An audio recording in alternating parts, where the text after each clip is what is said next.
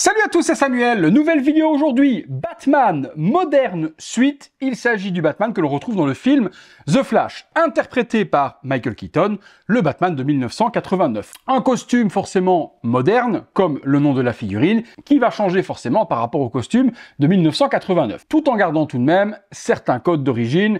Faut pas dénaturer non plus les classiques. Je remercie mon poteau Anto Vargas qui me permet de faire la vidéo de cette figurine. On est parti, on se détaille tout ça. Par devant, un dessin de la figurine, c'est pas le prototype, c'est vraiment dessiné. Tout autour des éclairs forcément pour la licence Flash. The Flash juste là en dessous. Sur le côté Batman avec le logo 89 et encore des éclairs. Et sur l'arrière, les warnings habituels. Même chose juste ici, Batman moderne juste là au-dessus et en dessous la licence The Flash.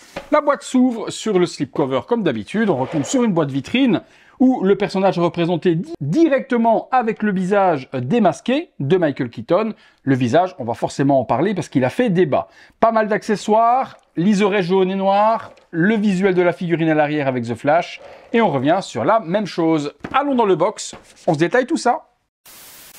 Le contenu avec cette figurine Batman Modern Suite, nous avons le logo Batman en plein milieu de ce joli socle, par devant Batman Modern Suite avec une petite plaque, et on retrouve un peu le même style de socle de la Iron Patriot que je vous ai fait il y a quelques temps. Petit port USB, bouton on-off, on va allumer ça ensemble. Architecture, c'est carrément la même que la Iron Man. Jusqu'au lieu d'avoir l'arc réacteur et les parties qui étaient peintes ici en rouge, on a une partie gris-brun et le logo qui va s'illuminer. Regardez, juste pour vous montrer que c'est clairement la même chose, regardez le design, c'est juste peint différemment et juste la partie du centre où il y a le plexi qui est remplacé et qui est différent. Sinon, c'est carrément le même socle à 360 degrés, c'est la même chose. Juste ça qui est remplacé et la petite plaque par devant. Après, ces socles sont super jolis, donc personnellement, je me plains pas qu'ils le recyclent dans différentes licences. Ça fait une homogénéité dans la collection, c'est plutôt pas mal. Alors, hop, ok, donc là le light-up, même dans la grande lumière, il est plutôt bien lumineux. Hop, on fait la pénombre. Et là, par contre, il s'allume vraiment super bien, forcément. Petit liseré jaune tout autour. Et on retrouve le gros logo de Batman juste là. Nous avons ensuite un petit trait d'accessoires. Je vous les détaille. On a le dictaphone qui se trouve juste ici. Quelques petits batarangs avec également une petite corde. Un vocaliseur, ça je ne sais plus du tout. Le bat grappin, 2 étoiles. Ça, level 11. C'est un truc qui se met peut-être sur le brassard. Cette partie-ci, bonne question. Ça doit être également un élément. Je vais regarder dans le manuel à quoi il sert. Et puis, nous avons également un petit ordinateur juste là. Alors, qu'est-ce que donc ceci? Je regarde.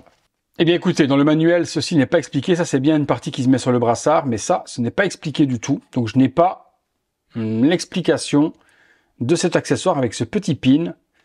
Si vous l'avez, vous me le direz dans les commentaires. 6 mains avec la figurine, 4 additionnelles, des mains gantées avec une petite armure et à l'intérieur, il y a, comme avec la version 89, un antidérapant juste dans la paume de la main. Donc on a des mains pour agripper, des mains pour tenir les accessoires et 2 mains refermées complètement sur la figurine. 2 bouches alternatives en plus de celle qui est sur le masque. Une bouche qui montre les dents comme celle-ci et une bouche régulière. On voit bien la petite peau fripée de Keaton qui a, à mon avis, bien 70 ans aujourd'hui. Donc au niveau de la texture, c'est plutôt bien représenté. Avec la figurine, premier masque fourni, il n'y a pas le logo, il est sur l'autre, je vous le montre ensuite. Voilà ce que donne le sculpte. On a la partie bouche cette fois-ci avec le petit smile bien connu de Keaton, des petites rines un peu partout. Sur cette partie bouche, je reconnais parfaitement les traits de l'acteur, aucun problème. Au niveau du masque, il reprend les codes de Batman 89 avec quelques petites parties un petit peu plus design sur l'arrière et sur le devant. Donc on reprend les codes pour ne pas dénaturer les classiques du cinéma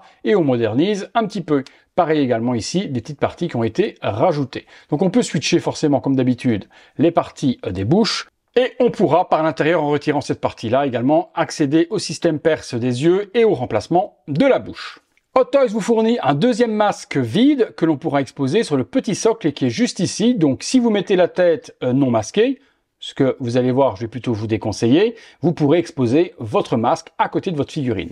Il faudra par contre, si vous mettez le masque, récupérer la petite partie qui est ici pour l'adapter sur le masque où il y a le visage et les yeux. Donc petit masque plastique, juste fait pour la déco. Le petit socle de ce masque, il est là, donc avec le logo Batman 89 jaune, super joli également. Et cette petite partie, eh bien, on pourra la plugger Franchement, là-dessus, Hot Toys a mis les petits plats dans l'écran. On part là-dessus maintenant. Le visage de Keaton, le voici, et là, pour moi, c'est le drame. Où est-ce qu'on reconnaît Michael Keaton dans cette tête? Je ne la reconnais pas du tout. Je ne reconnais pas l'acteur, je ne reconnais pas les yeux, je ne reconnais pas la forme du visage. La partie bouche, peut-être, ici, ressemblerait... Ouais, je vous dirais que la partie bouche, oui. Donc, il y a vraiment quelque chose sur la partie haute.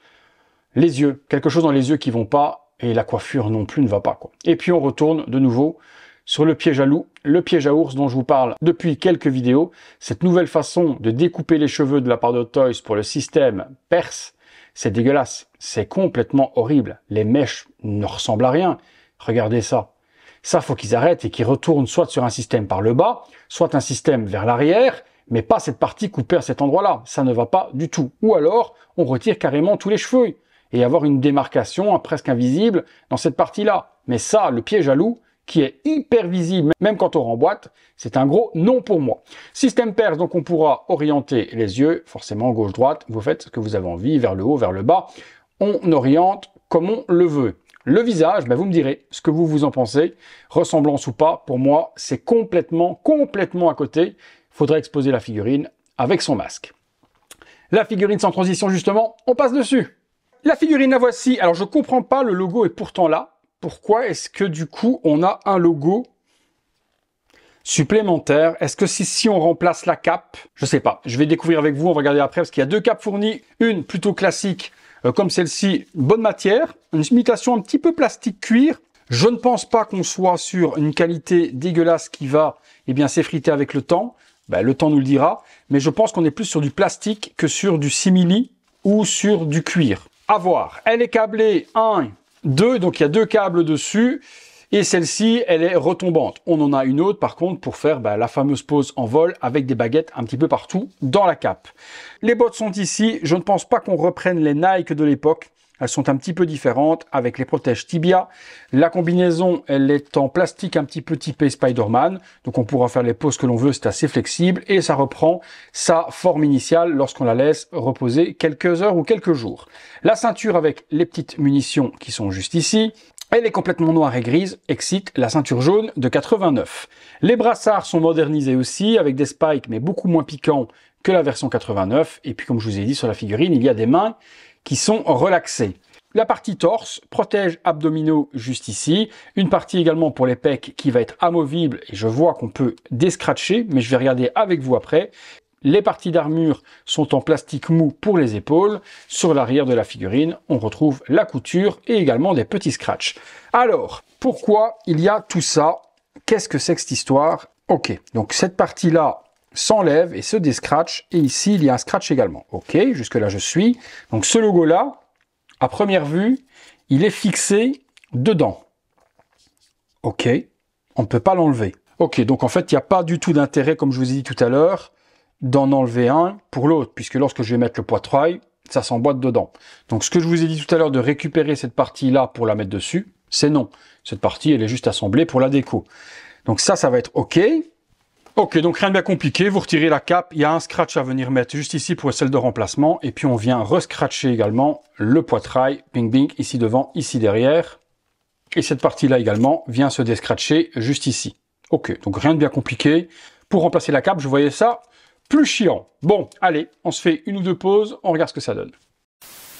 Figurine posée simple, sans pose particulière, sans accessoires, juste pour vous montrer la réalisation. Aucun intérêt de la faire tourner à 360 degrés. Pour voir à l'arrière la cape, il n'y a pas grand chose à voir. La cape est câblée, là elle est simplement sortie de boîte, je ne l'ai pas encore arrangée. J'ai laissé le masque pour le moment avec le petit smile, et on va se faire 2-3 poses avec quelques accessoires. Première petite pause en mode combat. Attention, tout ce que vous pourrez faire avec la tête, c'est uniquement bouger les yeux. Il est impossible de tourner la tête à gauche ou de tourner la tête à droite. Donc il faudra jouer avec le pivot du bassin sur la figurine ou alors l'orientation des yeux à gauche à droite pour donner une orientation à la tête. Je ne sais pas si vous me suivez, mais vous comprenez. Le masque et la partie de la nuque ne permettent en aucun cas de tourner la tête.